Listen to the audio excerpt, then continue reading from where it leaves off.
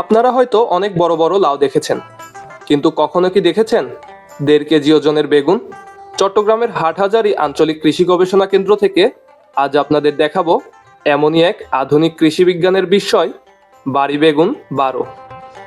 সাধারণত আমাদের দেশে 1 কেজি বেগুনে 10 থেকে 12টি ওঠে, কিন্তু এই বাড়ি 12 জাতের এক একটি বেগুনের ওজনই হয় 600 গ্রাম থেকে 1.5 কেজি পর্যন্ত।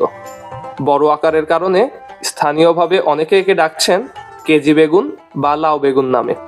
বাংলাদেশ কৃষি গবেষণা ইনস্টিটিউট উদ্ভাবিত এই উচ্চ ফলনশীল জাতটি এখন সারা দেশের কৃষকদের মধ্যে সাড়া ফেলেছে।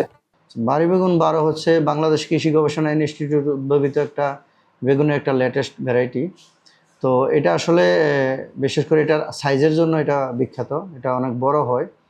তো এটার জন্য আসলে এটা কৃষকের কাছে খুব জনপ্রিয়। যখন একটা বেগুন 1 কেজি 200 গ্রাম 300 গ্রামও হয়, তারপরেও এটা ভিতরের অংশটা একদম নরম থাকে, বীজের পরিমাণ খুবই কম হয়।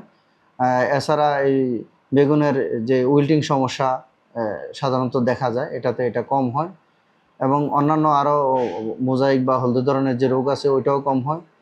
আর এটার হেক্টর প্রতি ফলন অনেক বেশি হয়।